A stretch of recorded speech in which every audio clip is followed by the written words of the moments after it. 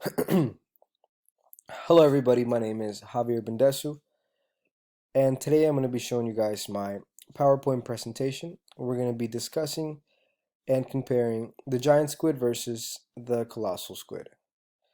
First, we're going to be talking about the giant squid, so let's get started. Now, the giant squid comes from the family of Archaeochudidae, with its genus being Archaeochudis and its species being Archaeochudis ducks. Their phylum class is Mollusca. This means that they're the largest invertebrate animals known, and they're the largest cephalopods in the oceans. Now, excuse me. Now, the giant squid can grow from 39 to 43 feet in length. They're most presumably known for their spade-like shape. They have 8 arms, 2 tentacles, 2 fins that surround their mantle, and they also have a beak. Now, these 2 tentacles have suction cups that are filled with serrated sharp teeth that help the giant squid hunt for its prey, which we will discuss a little more later on in the video. These giant squids have very large eyes, the size of dinner plates. This helps the squid see underwater. And the way that they move around is they pull water in through their mantle and they push it out through their siphon. This creates a jet-like propel movement. Down here below, we have a diagram of the giant squid. Here you can see the body parts and the morphology of the squid. Now, because the giant squid live deep down in the oceans, scientists have not been able to gather enough information to say exactly what their range is for sure. But what we do know is that giant squids have been found and have washed up along the shore of beaches all over the world. Here in this diagram below is a world map, and all these little red dots represent where giant squids have been found, either by fishermen or washed up on the beaches. Mostly on the north and south of the Atlantic Ocean.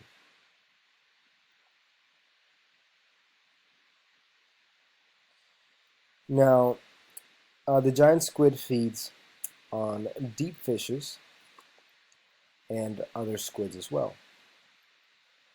Now, the way that they feed is they use their 2 tentacles, bringing the prey to their mouth, and shredding down the prey into small pieces with their teeth. Now, the giant squids are known to live from 3 to 5 years, no longer than that. And they have a lifespan,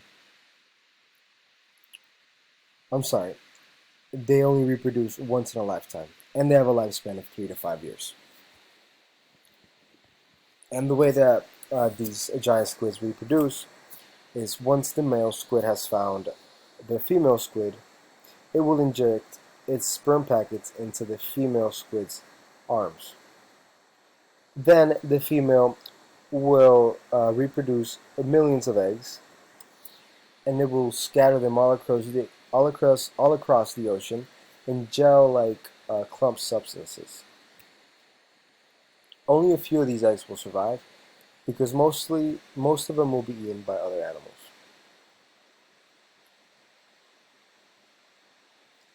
Now, you may think that the giant squid cannot be eaten by any other animals because it's so big in size, but that's where you're wrong.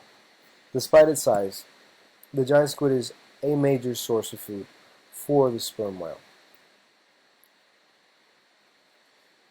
And we know this because we have found beaks of the giant squid inside the sperm whale's stomach. Now, juvenile squids are eaten by deep sea fishes and have lots of other predators. But once a juvenile squid becomes an adult squid, it can no longer be eaten by a deep sea fish.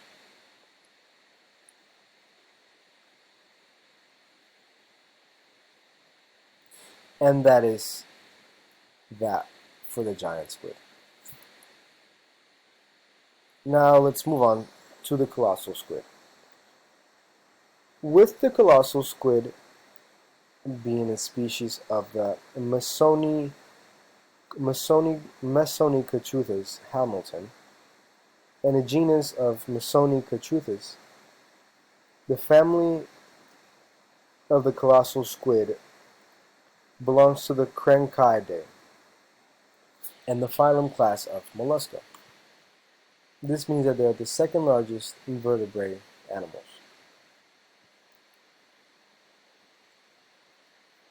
Now, the colossal squid has 8 arms, 2 tentacles, and 2 fins that surround their mantle. Their body is known to be a little wider and shorter, and also heavier in weight. And it is believed to be the largest of squid species, since it grows up to 46 feet in length. And these 2 tentacles have hooks. They have rotating hooks that help the colossal squid catch its prey. Again, we will discuss this a little more later on in the video. Now, the colossal squids, also called Antarctic squids, because they have been found along Antarctica. So we presume to say that they like to live in cold waters. Whereas the adult squid ranges very low in depth, and the juvenile squid does not range that low in depth. It's still low, but not that low. Now, both squids feed on small fish and other squids. The colossal squid is known to have a very slow metabolic rate. This means that one fish will keep the colossal squid full for several days. The colossal squid also has very large eyes that help the colossal squid watch out for prey and see underwater.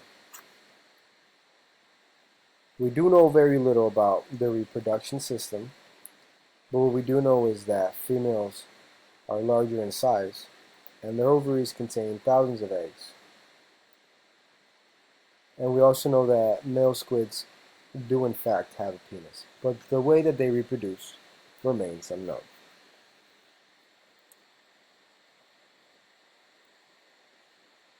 Now, regardless of the size of the colossal squid is also a major source of food for the sperm whale.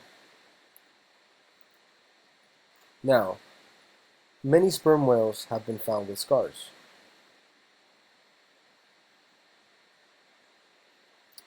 And sperm whales have been found with large beaks inside of their stomachs. And other predators eat adolescent squids.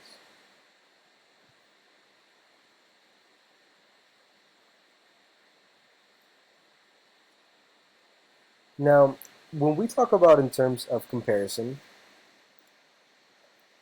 both squids have the exact same body parts, exact same morphology. They just differ in size. One has hooks and the other one has teeth. They are both similar in the way that they move around, since they both use water and they both exceed this jet-like propel movement in order to move around in the ocean. They are both found in very deep waters, although the colossal squid is found in cold waters near Antarctica, whereas the giant squid is found all over the ocean. Both of these squids feed on deep fishes and other squids. So they both are similar because they both show signs of cannibalism. Now, sperm whales have been found with scars from the colossal squid's claws, and some other sperm whales have been found with sucker marks from the giant squid. Presumably, they're both eaten by sperm whales.